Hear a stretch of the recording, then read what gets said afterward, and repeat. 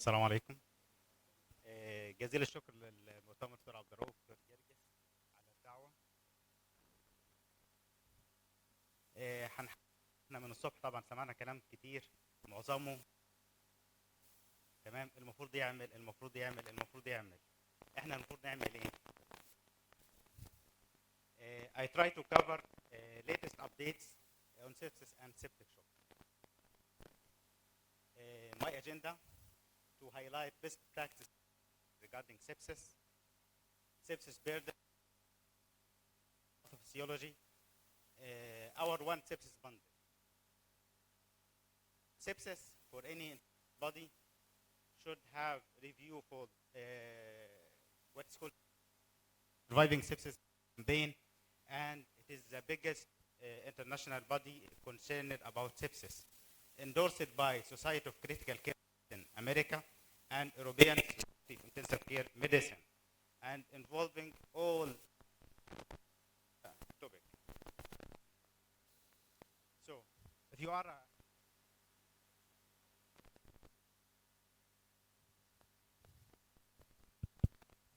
an these scenarios. Number one,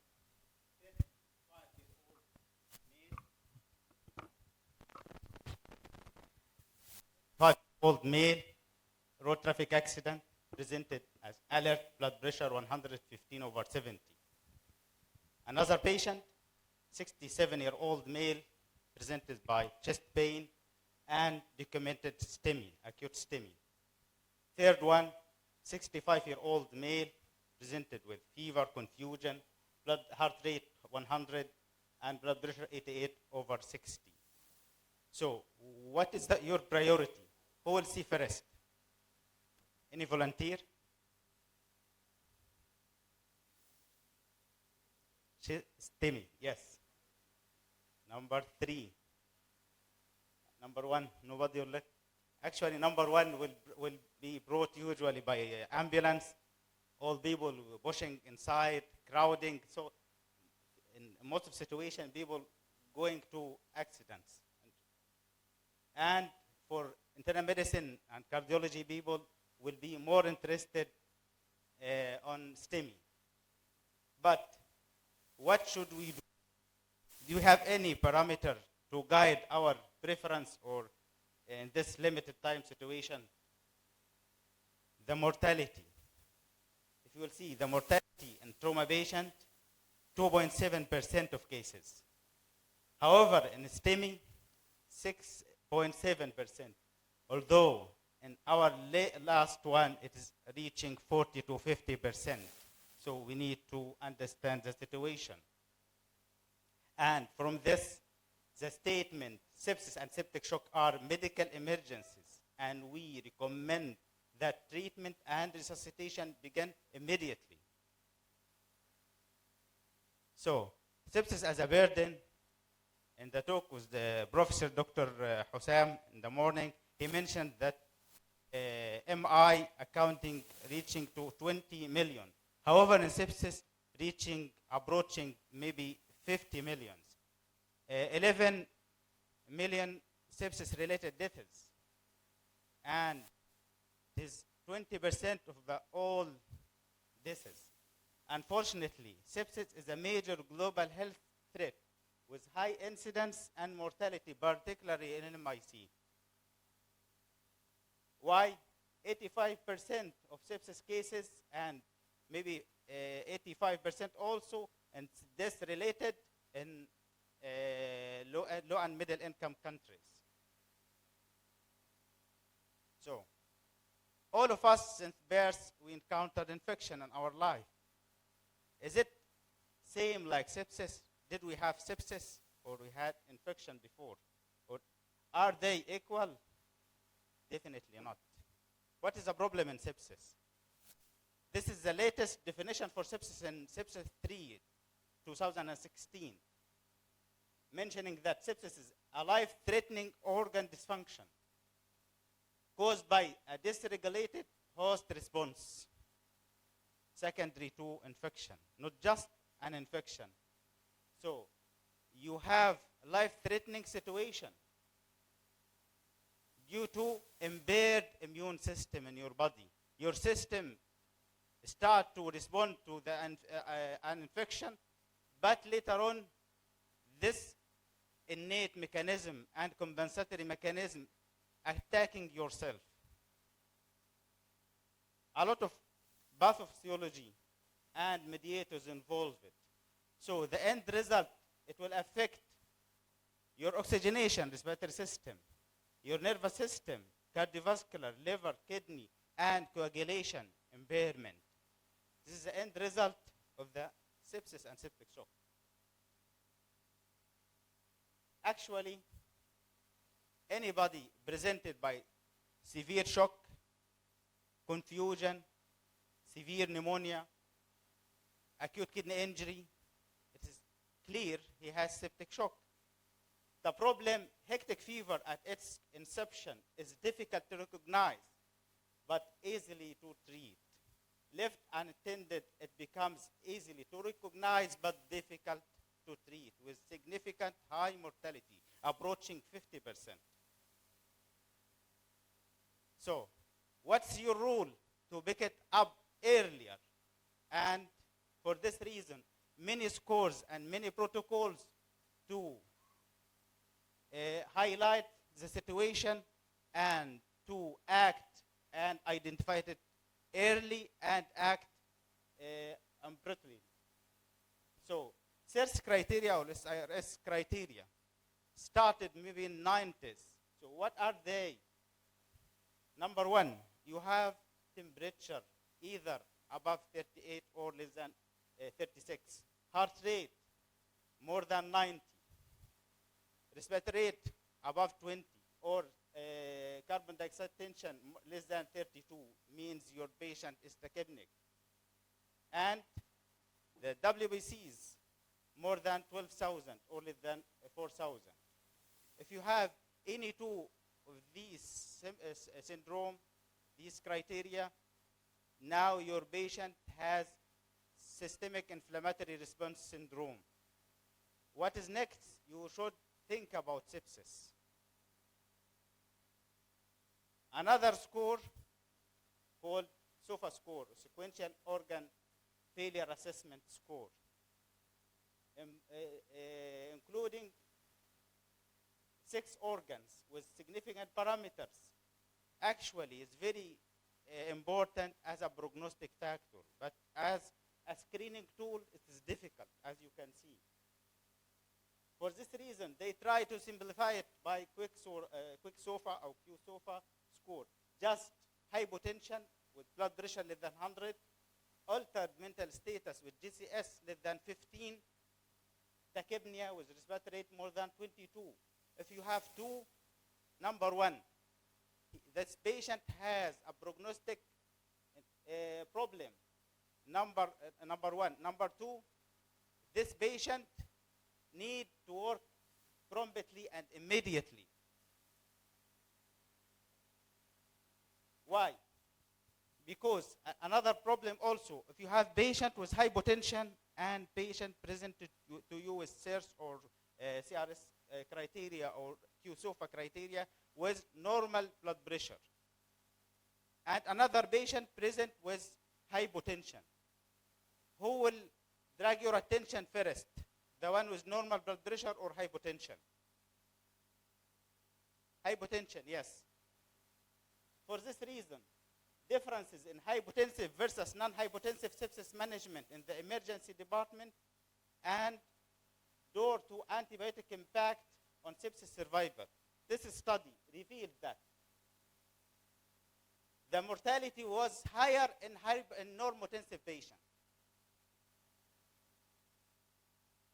And if you can see here, with time-sensitive measures,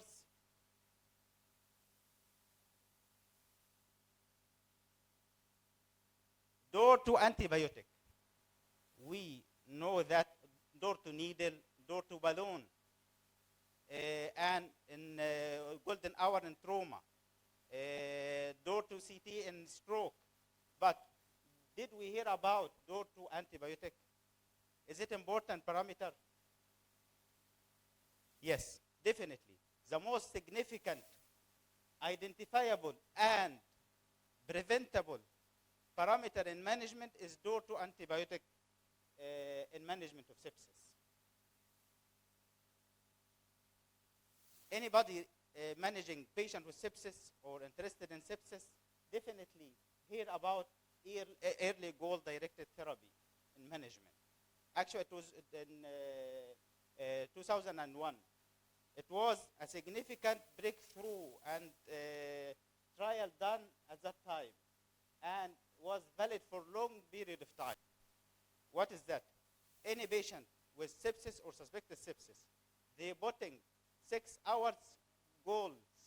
Number one, to maintain MAB more than 65 mean arterial blood pressure, and to have CVB ranging from 8 to 12 millimeter mercury, urine output more than or equal 0.5 ml per kg per hour, and central venous or mixed venous saturation more than 70% or central venous sat more than 65%. From this, they have significant reduction in mortality. And in hospital mortality, 28 days and 60 days mortality was significantly higher comparing early goal-directed therapy with standard therapy. So if you have patient managed in standard protocol and patient managed based in early goal-directed therapy, you will have significant mortality reduction. Unfortunately, this breakthrough became upside down by very strong studies done, Process and Arise, and Promise with its meta-analysis. Why that? Because they compared the standard protocols, the standard care, and assumed early goal protocol in their hospitals. And more or less, they are similar. Their standard care and the assumed protocol for early goal-directed therapy. But in our culture, to have early central line insertion if needed, to have adequate fluid resuscitation, to watch for urine output, I think we need to go back to early goal-directed therapy. Regarding the care, as mentioned by Professor Dr. Muhammad Awad in his talk regarding the poisoning, you will go parallel in each step, in each line of treatment. This is what we call bundles. So we have bundles in management of sepsis in 2005, 2013, and 2018. Why? Because it's changing. Number one, we started by early goal 6 hours and continue the management for 72 hours. In 2005, they continued the protocol 6 hours and 24 hours. In 2013, they decreased it to 3 hours bundle and 6 hours bundle. In 2018, it's only 1 hour bundle. So you should run. And bundle of care, it is a care bundle, a group of 3 to 5 evidence-based interventions, which when done and performed together have a better outcome than if performed individually. If you will take one by one by one, the outcome will be poor. So now the current practice since that time, 2018 till 2023, we should go for 1 hour bundle in management of sepsis. And what are these parameters? Actually, the recommendation, we have 93 recommendations in the management of sepsis. And we have only 20 minutes to cover it. It's impossible. So we will go quickly through 1 hour bundle. Number one, you need to measure lactate. Number two, in any patient with suspected sepsis. Number two, to obtain blood culture before antibiotic administration. Number three, you need to administer early as possible broad-spectrum antimicrobial. Number four, to begin fluid resuscitation at rate of 30 ml per kg, crystalloid. And number 5, to apply vasopressors during or after fluid resuscitation. We'll try to cover quickly regarding serum lactate. The importance of serum lactate comes from its diagnostic value, its prognostic value, and a therapeutic guide for treatment. Each hospital should have lactate level at their lab. The cutoff value should be more than 2 millimole per liter. It's a significant value with important effect on mortality and morbidity. If you don't have lactate, like in our hospital sometimes, so what should you do? You should guide your treatment by capillary refill time with good correlation regarding capillary refill time and lactate level.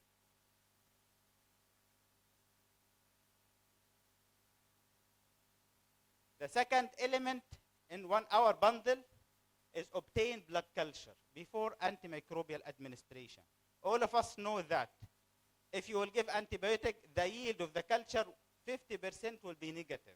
So better to extract blood sample for blood culture before antimicrobial administration. And regarding the antimicrobial, you should go for broad spectrum antimicrobial. However, you should cover all possible microorganisms, especially MDR. So when to think about MRSA coverage and when to think about double coverage for gram-negative organisms. Many risk factors should be in your mind when prescribing antimicrobial in septic case. Timing of early antibiotics and hospital mortality is very significant also. As you can see, from 1 hour to every hour delay in administration of antimicrobial, you will have significant increase in mortality. In some literature, reaching up to 9% increase in mortality. Regarding the timing, as we mentioned, you should administer antibiotic within 1 hour if you have sepsis as a definite or probable diagnosis, whatever your patient is in septic shock or not. So you should administer the proper antibiotic within 1 hour.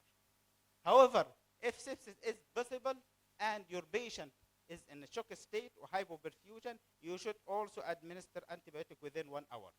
However, if your patient is stable hemodynamically, you will have 3 hours to decide regarding the antimicrobial. IV fluids. So what is the timing to give fluids? Should start immediately. And what is the dose? IV fluids is a drug.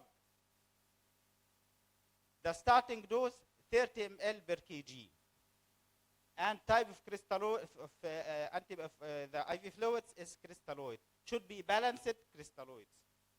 And the indication to start it, either your patient is hypotensive or lactate more than or equal 4 millimole per liter. You should avoid, this is clearly in the guidelines, you should avoid all colloids, including starch, gelatins, and dextrans. So vulvin and similar fluids you shouldn't start with. So the recommendation to go with balanced crystalloids. The ideal one is lactated ringer or LR. Number 5 in our 1 hour bundle, to apply vasopressors if hypotensive, and the latest guidelines clearly documenting that you should start vasopressor during or after fluid resuscitation to maintain MAP more than or equal 65 millimole. So the usual practice before to the concept of fill the tank first, and the current practice to maintain your patient alive. What is the idea behind that? If you have septic shock or patient in sepsis, is from the pathophysiology, the patient has a vasodilated shock. So the amount of blood, the effective blood volume, 5 to 6 liters, will be ineffective in this vasodilated state. So what you mean now, if you will give vasopressors like norepinephrine, you will vasoconstrict the tank. So minimal amount will be given and will be effective amount to maintain the circulation. So lower amount of fluid required to fill the tank. So what vasoactive agent you will choose? We have many vasoactive drugs from pure alpha, pure beta till pure alpha and mixed plus vasopressin. So which one you will use? And what is the guideline said? Actually, use norepinephrine as the first line vasopressor. So if you have norepinephrine, should be the first choice. And if your patient with septic shock and vasopressors, the target map, you should put your target to reach 65.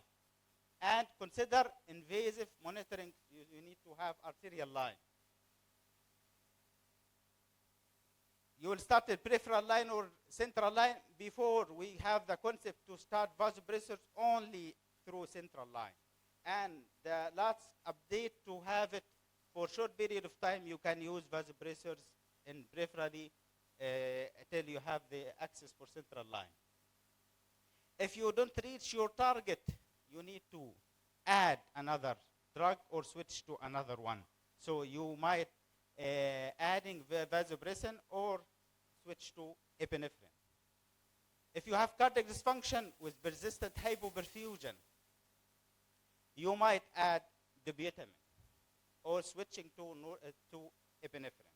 So the reason why adding dobutamine to improve the contractility. If you have refractory hypotension, what should you do? You should ask yourself, is it true blood pressure? Either through the NBB, you need to have invasive blood pressure monitoring. You need to have arterial line. You might need to change your vasopressor. You might need to go for echocardiography, critical care echocardiography to check the RV function, or myocardial dysfunction secondary to ischemia for imbalance between oxygen supply and demand. You might need to go for source control in case of surgical sepsis, or change your antibiotics. You might need to have adjunctive therapy like adding corticosteroids. Or another problem, severe acidosis. In case of severe acidosis, even vasopressors will be inefficient or inactive. You might have an auto beep, so you need to disconnect the ventilator for a while. You might have another problem like intra-abdominal.